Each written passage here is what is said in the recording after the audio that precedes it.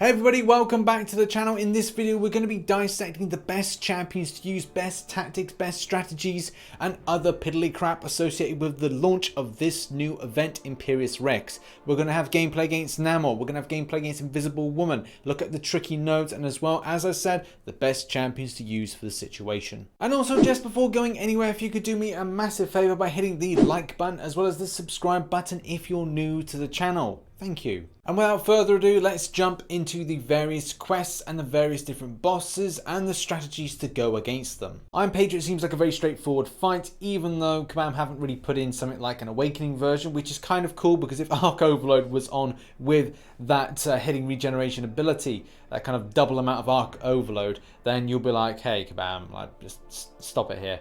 But still, it's good that they've done it the way they have. If you're looking at the champion getting buffs, then you could use champions that kind of negate that, or ones that nullify it. You know, you could use ones like Symbiote Supreme against this guy. You could use a champion, I don't know, like Void. The fact is, it's a very simple fight, and you shouldn't really struggle going through this unless you're making that first jump up to Uncollected. Also, look out for role reversal. I mean, for this, I decided to just use Domino, but you do you at the end of the day, and different champions that do debuff effects as well as deal with buffs could be viable. When it comes to Green Goblin, there are things to consider. Not really major things, but I really think it's down to EMP modifications. That is something I don't really like when it's in, and I think the only way to kind of bypass this or look at it is maybe champions that deal with energy damage, maybe champions that look at kind of minimizing shock damage coming in, you know, your Thors, your Electros, things like that. It's not too difficult, especially if you've got champions that just roughhouse it. And when I mean roughhouse it, I mean just total cheese it. Loads of debuff effects that are quite painful. Your Dominos, your likes of your Blades, your Omega Reds, anything really that puts in a huge amount of damage via debuff very quickly can mean that you'll probably avoid getting hit damage on this. And the same thing goes so with a lot of others. So maybe it's a case that you want to roughhouse this instead. Even though this Abomination doesn't really like he's got anything that's too impressive, it should be a case you should watch out. Buffet, as you know, is quite annoying, so that's going to be disappointing for ones that I think I would have liked to have used, like Medusa, although I did use Medusa on this. And again, it just goes back to just roughhousing the character. And in the end, I just used Iceman. I just was like, double immunity champion, hits quite well. That will probably be a good enough thing. And the buff, yeah, one buff on the champion, and that's it. Avoid your dexterity, because that could be a bit annoying in order to trigger Buffet. But the fact is, it's kind of negotiable. There is another thing that may be a slight nod to using champions that are robotic, especially a champion, well, like Ultron, that deals with that kind of shot coming back as regen, so you could minimize what's coming in, but do watch out because you will get that regeneration, which, well, as you know, triggers Buffet. So it's a case of a double negative depending on what champion you use. Yes, you want to reduce down the amount of poison damage that you're going to be taking in, but at the same time, yeah, watch out for gaining buffs. There's also two other options which unfortunately are class negative and class disadvantage, class disadvantage and quite good, and that is Mephisto and Dormammu. Because they are poison immune, it could be that they would be viable options to then do a bit of damage. They don't really cast too many buffs, and maybe that incinerate damage would be quite helpful against this, so that could be two other options. On to Yellowjacket, and this is the one that's a bit of a pain in the ass. I personally am not a massive fan of evading out some of his specials, especially with his L1. Half the time I'm like, do you know what, I know I've evaded this out, but still I'm getting clipped, and I'm just like, I hate being clipped by his specials. Mainly the L1, not the L2. So when it comes to this, a champion that's got some sort of evade based ability is quite helpful. And as well, having Stupefy, I don't like that. The champion is stun immune, I don't like that either. And the final thing is, special attacks are unblockable. Man, I hate that. But the fact is there are workarounds for this, and you know, you can't just go around kind of whining like a little bitch that something is in there that you don't like, because hey, Kabam are just trying to put this in, not to troll you, but they want to make it as competitive as possible. So what do you do to counteract that? Well, for me, it was Stark Spidey.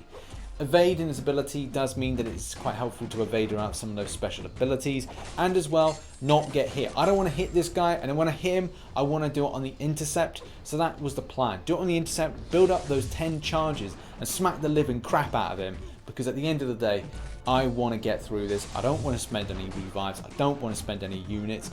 and any champion that's got a good evadability within him. I'm even saying that you could really bring back Nightcrawler for potential usage, and it may be what I will do in order to do the 100% clear of this at a later date.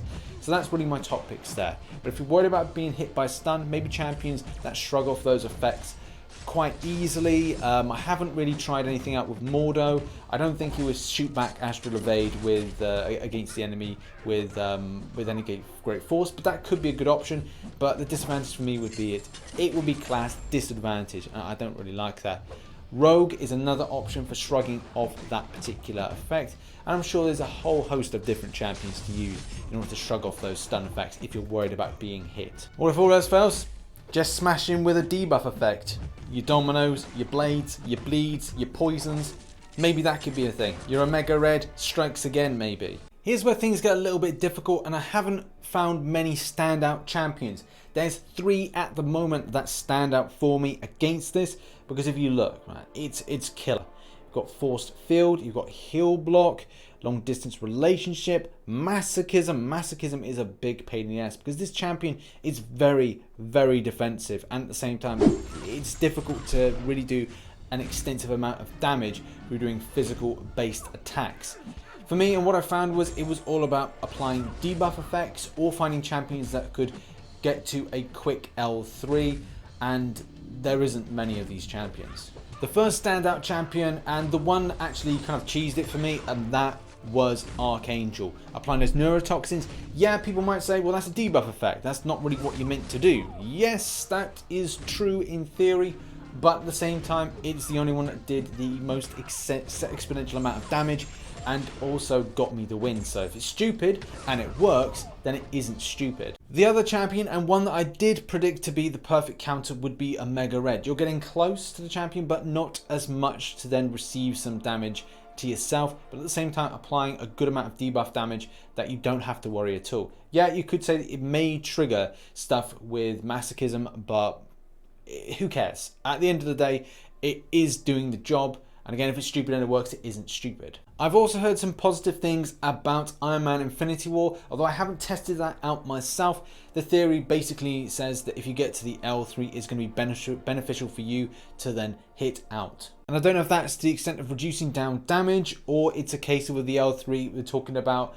switching off the Incinerate and Shock to create those plasma charges. But again, it's not something I've personally tested. If you have tested this out, put it in the comment section below. I still rate the first 2 suggestions though. So yeah, very difficult to find any other suggestions for this, so this will be welcomed by the comment section. If you have any other suggestions that you've tried and have worked, that would be good, just to give you everyone an idea of like who is the best ones to use at the moment. But like I said, I'm gunning for Omega Red and as well Archangel. I just find that they are the GOATs at the moment. And what of Namor? So what is the best champions to use against this guy? Is very difficult. Okay, so the ones that I first started off with, I thought, oh, I'll try and cheese it with Archangel, and to a degree that actually worked. The champion builds up a lot of physical resistance towards the end, and in general actually a lot of physical resistance, but it doesn't really feel that it is about a champion that hits hard. Maybe people that go, okay, I'll whip out the Cull Obsidian, it's a case of nah, this isn't how it is this month. This month is all about champions that have debuff based effects.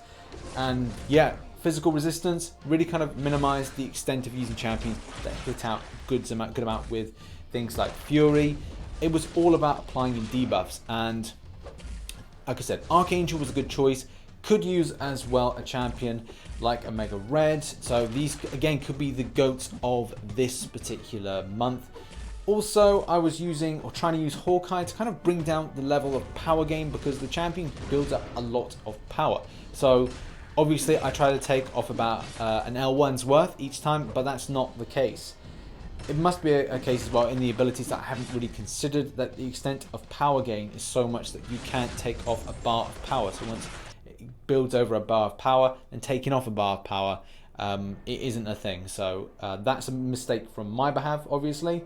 But there are other options, which I did use Stark Spidey and found that to be quite effective. Wasn't hitting the champion, so therefore wasn't gaining power, building up to as many charges as possible and then finishing off the job.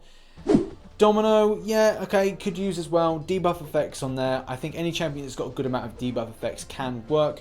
The special attacks are very much avoidable, that you can easily evade away from them. So make sure that you watch this video, especially the slow-mo bits, just to kind of understand the way that some of his attacks work. Because if you don't learn, then you'll just get smashed in the face and you'll just be there going like, oh, I can't do this. But if you learn, you watch, you repeat, but do it better, you'll be fine.